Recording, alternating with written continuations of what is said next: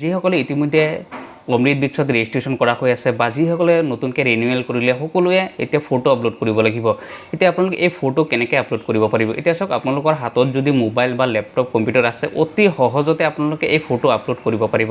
কাৰণ আপোনালোকে জানে যে ইতিমধ্যে যিসকল আত্মসহায়ক গোটৰ লগত জড়িত হৈ আছে মহিলা, তেওঁলোকে যদি এই ফটো আপলোড নকৰে তেতিয়াহ'লে তেওঁলোকে যিটো 10,000 টকা ইতিমধ্যে প্ৰদান কৰিব বুলি কৈ আছে, এই টকাটো লাভ নকৰে। গতিকে সকলোৱে এই ফটো আপলোড কৰিব লাগিব। সকলোৰ কাৰণে এইটো কম্পালচৰি। যিসকল ছাত্ৰ ছাত্ৰী আছে বা অংগনবাদী ৱৰ্কাৰ আছে, যিসকল আত্মসহায়ক গোটৰ লগত জড়িত আছে, যিসকলে ইতিমধ্যে এই ৰেজিষ্ট্ৰেশ্যন কৰা হৈ আছিলে অমৃত বৃক্ষ আন্দোলনত, তেওঁলোকে এই ফটো আপলোড কৰিবই লাগিব। গতিকে এই ফটো আপোনালোকে আপলোড কৰিব কেনেকৈ, সকলো ডিটেইলছ আজি এই ভিডিঅ'ৰ জৰিয়তে আপোনালোকক দেখুৱাই দিম, যে এটাকৈ দেখুৱাই দিম যে আপোনালোকে কেনেকৈ আপলোড কৰিব পাৰিব আৰু কেনেকৈ আপলোড কৰিব লাগে।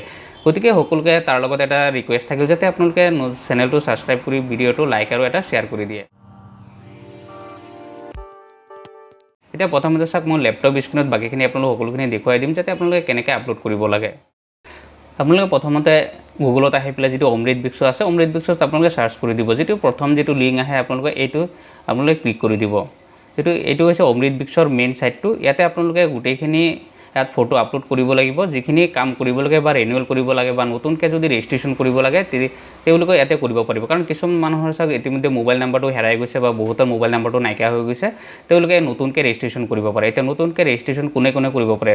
চাওক, আশা কৰ্মীসকল যিসকলে আছে তেওঁলোকে কৰিব পাৰে, অংগনবাদী ৱৰ্কাৰ, ডিফেন্সত থকা, এডুকেশ্যন ইনষ্টিটিউট যিসকল স্কুল আছে স্কুলে কৰিব পাৰে, খেতিয়কসকলেও কৰিব পাৰে, NGO আছে, তাৰপিছত আদাৰ যি সাধাৰণ মানুহ আছে তেওঁলোকেও কৰিব পাৰে, ছেল্ফ হেল্প গ্ৰুপ আছে, স্মল টি গাৰ্ডেনৰ আছে, এই সকলোৱে এই ফটো আপলোড কৰিব লাগিব, তেওঁলোকে ৰেজিষ্ট্ৰেশ্যন কৰিব পাৰে।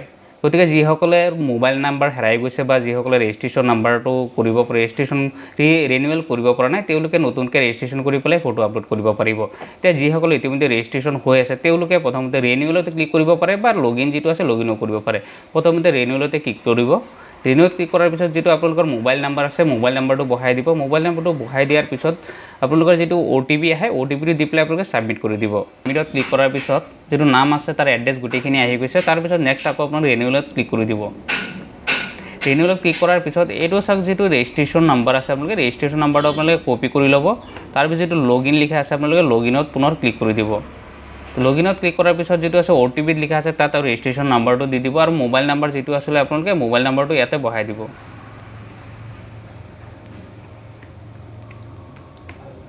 বহাই পেলাই প্ৰথমতে আকৌ লগইন কৰি দিব।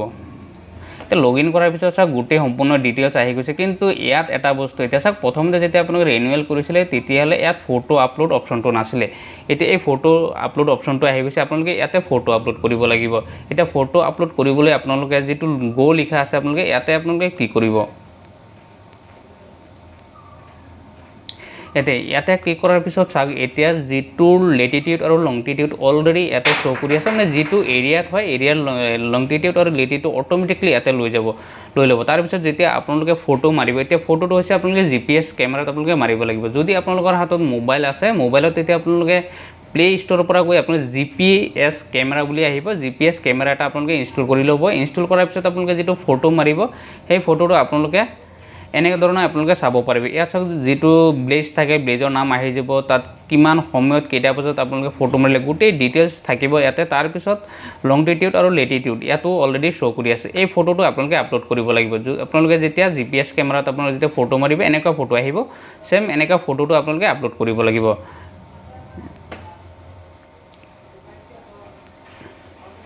এতিয়া চাওক, ইয়াত যি চ'ৰ্চ ফাইল লিখা আছে আপোনালোকে কি গছ, এতিয়া আপোনালোকে কি গছৰ আপোনালোকে ফটো মাৰিলে সেই গছৰ নামটো আপোনালোকে ইয়াতে দিব লাগিব।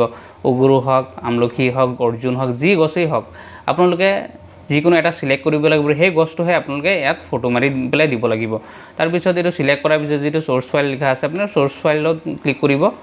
চ'ৰ্চ ফাইলত ক্লিক কৰাৰ পিছত আপুনি এতিয়া যিটো ফটো আপুনি আপলোড কৰিব, যিটো ফটো আছে আপোনালোকে এই ফটোটোত ক্লিক কৰি দিব। দিয়াৰ লগে লগে ইয়াতে আহি গৈছে। এতিয়া মই ছাবমিট কৰি দিলেই হ'ল। কাৰণ মই এইটো ডেমো আপোনালোকে দেখুৱাই আছোঁ, এইটো মই ছাবমিট নকৰোঁ, নহ'লে আকৌ এইটো ফটো আপলোড হৈ যাব, তেতিয়াহ'লে বেলেগৰ প্ৰব্লেম হৈ যাব পাৰে। সেইটো কাৰণে মই আপলোড নকৰোঁ। আপোনালোকে এইটো কণ্ডিশ্যনত আপোনালোকে ফটো আপলোড কৰিব লাগিব, তেতিয়াহে আপোনালোকৰ ফটোৰ ছাকচেছ হ'ব। আৰু আপোনালোকৰ হাতত যদি মোবাইল থাকে, মোবাইলতো ছেম কণ্ডিশ্যন এনেকৈ আহিব, আপোনালোকে এনেকৈ ফটোটো আপলোড কৰি ল'ব, তেতিয়াহে আপোনালোকৰ বাকী সম্পূৰ্ণ কাম কমপ্লিট হৈ যাব। যেতিয়ালৈকে আপোনালোকে এই ফটো আপলোড নকৰে তেতিয়ালৈকে আপোনাৰ যিসকল মহিলাসকল আত্মসহায়ক গোটৰ লগত জড়িত হৈ আছে তেওঁলোকৰ সেই 10,000 টকাটো লাভ নকৰে। বাকী যিসকল কৰ্মী আছে সকলোৱে এই ফটো আপলোড কৰিব লাগিব। গতিকে আপোনালোকৰ হাতত মোবাইল, লেপটপ, কম্পিউটাৰ যি আছে আপোনালোকে GPS কেমেৰাত আপোনাৰ ফটো উঠাই এনেকৈ আপলোড কৰি দিয়ক, তেতিয়াহ'লে আপোনাৰ 100% ছাকচেছফুলি হৈ যাব। ধন্যবাদ।